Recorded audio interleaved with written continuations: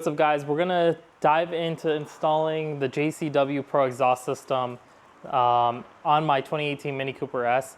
This is a pretty straightforward install as far as exhaust systems go. The tricky part of this exhaust system is that it comes with a wiring harness that you can control the valves to open and close via Bluetooth remote. And so I'll show you some tips and tricks on how I was able to snake the wire through. It was a little bit difficult for me to kind of video that, but I'll show you anyways, and then we'll go straight into the installation of the exhaust system. All right, so we're gonna take a look at installing the wiring harness. First things you're gonna wanna do is take off this floor panel. Just, comes off pretty easily without any push pins. Next is, there are 3 push pins for this cover right here. So you're gonna want to remove that with a push pin remover.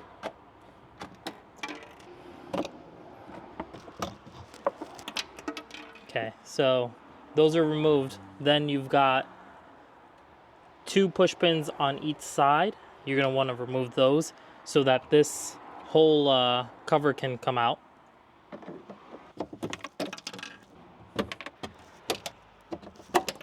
Once you have the push pins all out, you can pop this out, set that aside, so you've got clear access to removing this panel, and it just pops right out.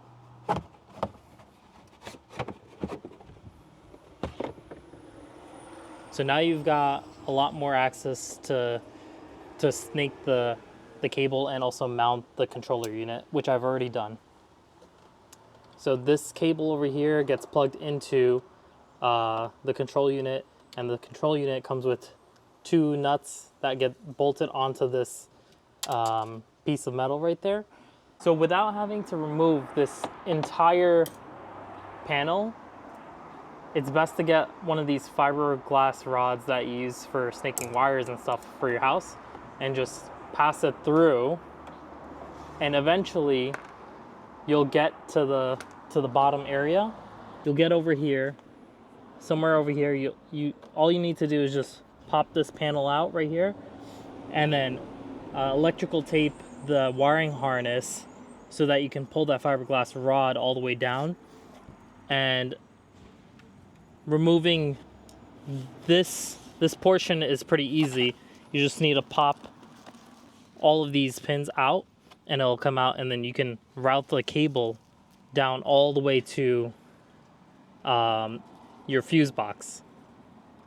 Once you've got your cable routed here, I'm not gonna really take it out, but once you've got it routed here, you're gonna want to pass the cable into the fuse panel. So you're gonna have to remove this fuse panel, which is a little tricky.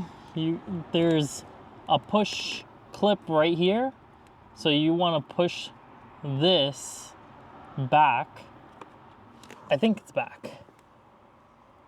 Yeah, so you want to push it back while pulling out the fuse box. See, and it'll pop right out.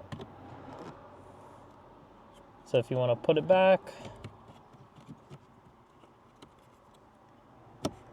there it goes, it clips right back in. So once you've got that unclipped, you can pull out the fuse box, just twist it out a little bit, because there's another hinge right here on this side.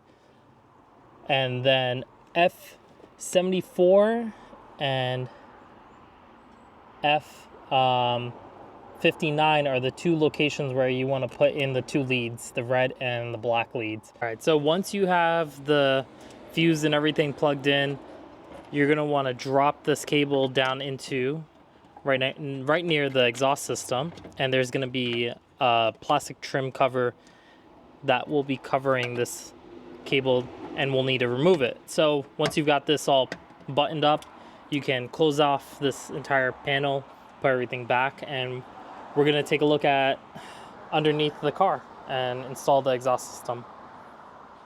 All right, so we're gonna just back the car onto these ramps.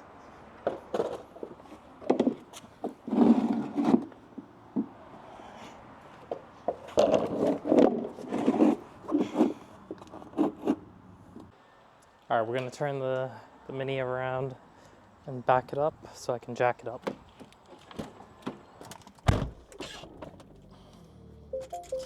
It's definitely very quiet, but not for long.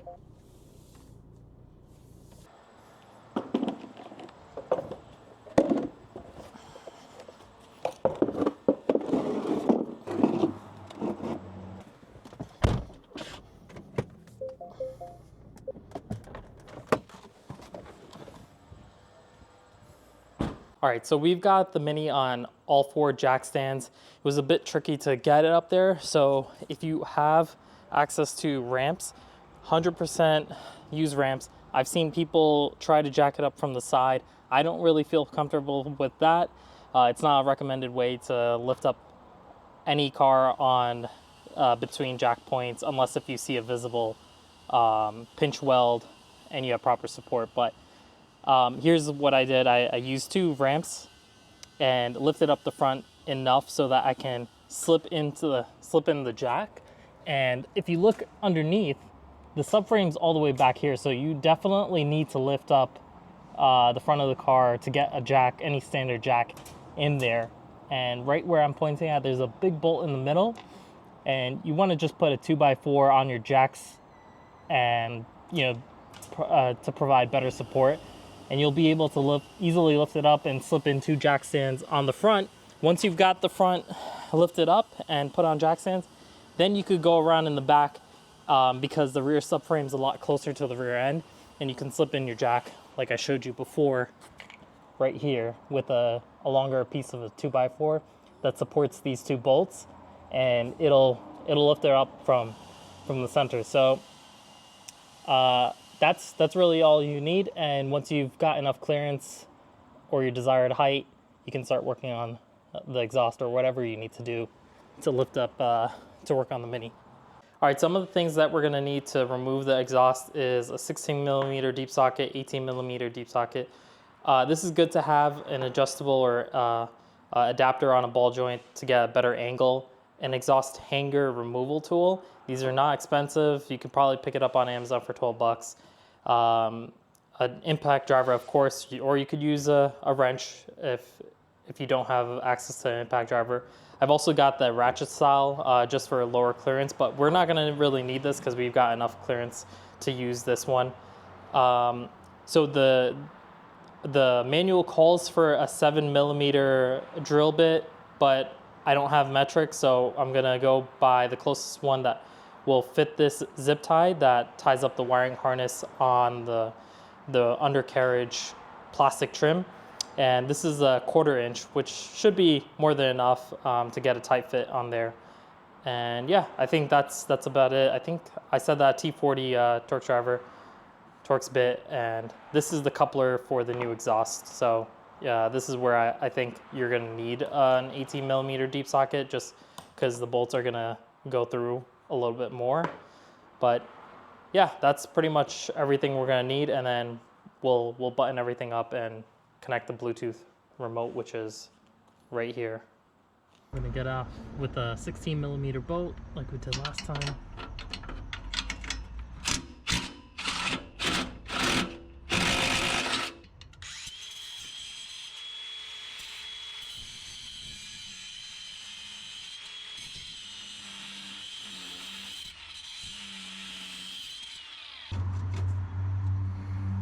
All right, so now we're gonna remove the rear cross members.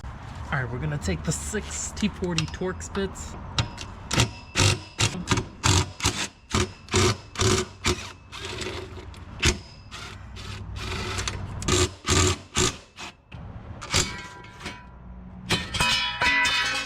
All right, so what I'm gonna do is remove the hangers first, so that if I remove this and then the hangers, it's probably just gonna drop down on my face probably. But yeah, so we'll remove the hangers.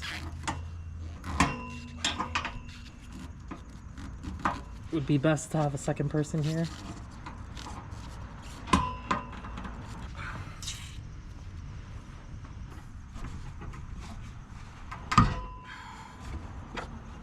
Wow, that was tough. Watch this.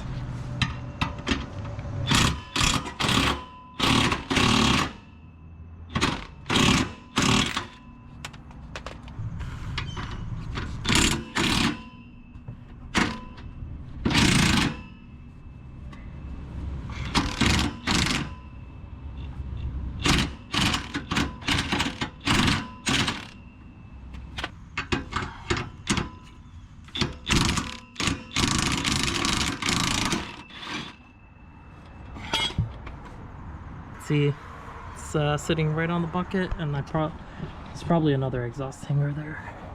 There's some silicone grease.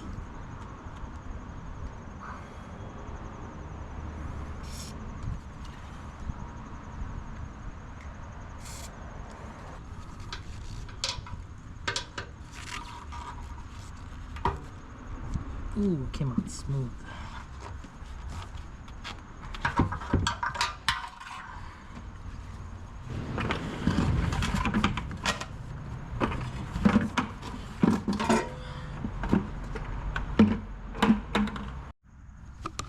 Alright, so we've got the new clamp for the mid pipe, and this is the old one.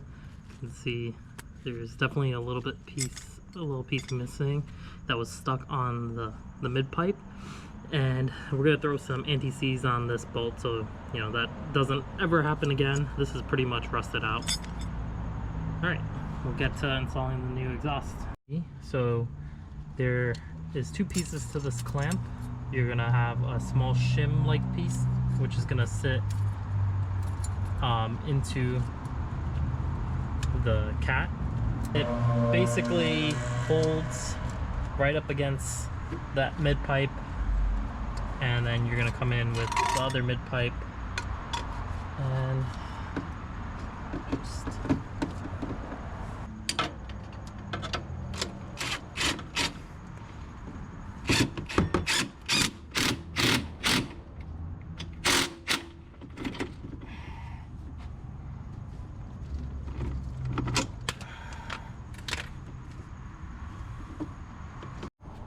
okay, so we're gonna need to remove this plastic tub so we can get to the wire for the bypass valve. And there's about 3 plastic bolts. Over here.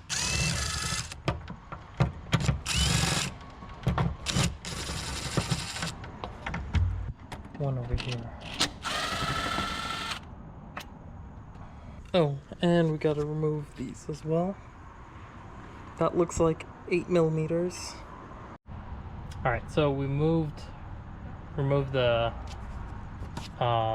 plastic tub area, and you can see the wire dangling right here. We're gonna connect this straight into the bypass valve once we've got the rest of the exhaust valve mounted. So, very easy to remove. You just want to remove the last 2 bolts on the side. I think I had another one, but yeah, you want to remove those and then just pull this as much as you can to slide out the plastic tub, and that's pretty much it. But once you've got the plastic tub, there's one more thing you'll need to do. Is based on the manual, you're gonna have to drill a hole using a 7 millimeter drill bit, or if you have inches, I think I've used a 1/4 quarter-inch drill bit. So about right here where one of these opening or tabs are, you're gonna drill small hole. So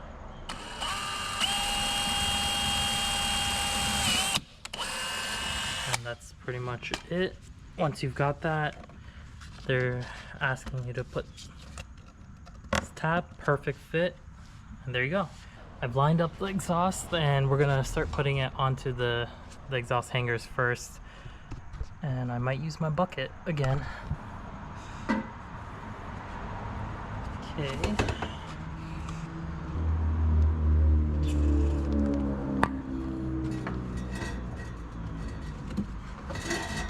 Alright, so throw in as much lube as you can, because it is so difficult to get that on. Oh my god. Alright, so we've got this plug right here.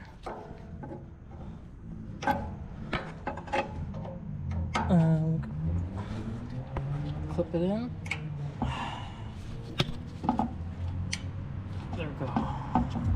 Now it's in, and we're gonna just put the plastic tub on and zip tie it like I showed you guys. Alright, the last step is to tighten up the coupler for the mid pipe. It's an 18 millimeter socket.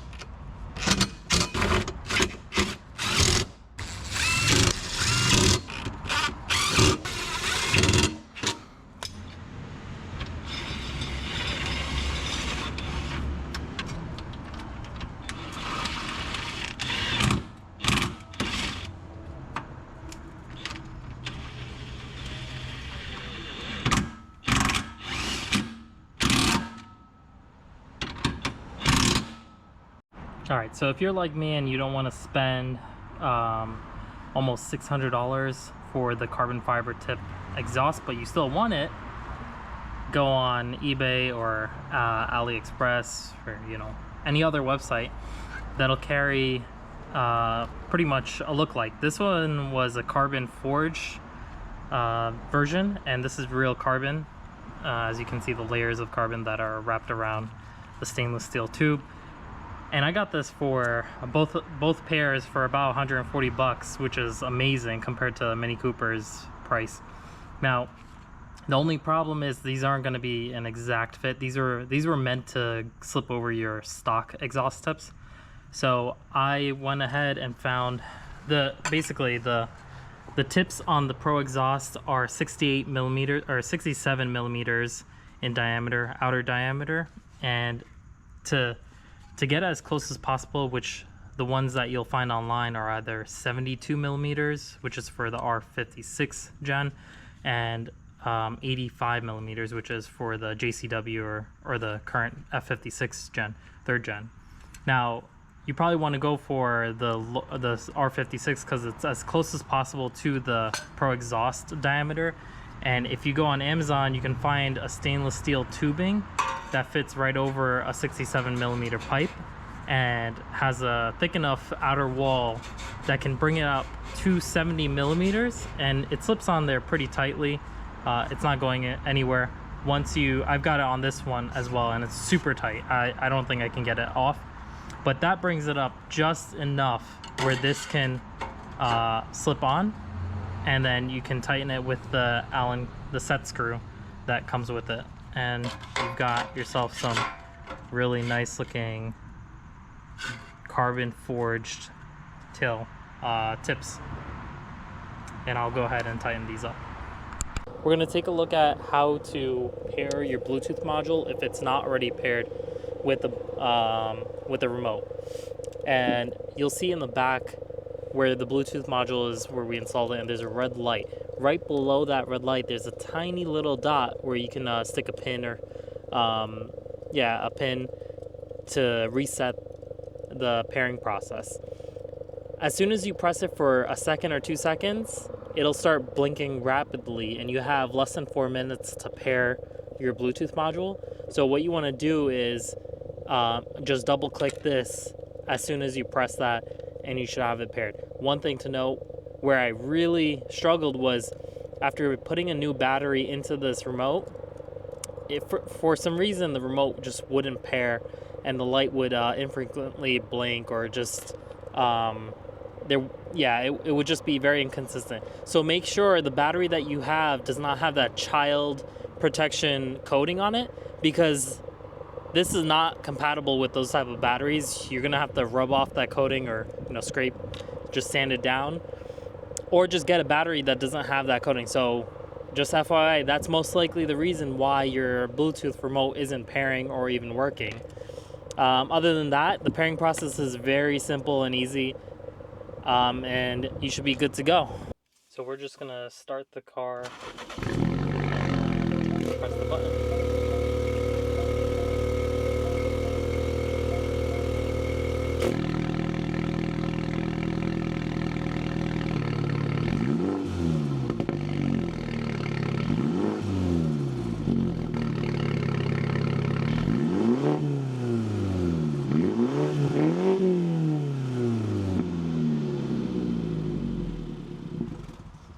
Alright, so that pretty much is the entire install.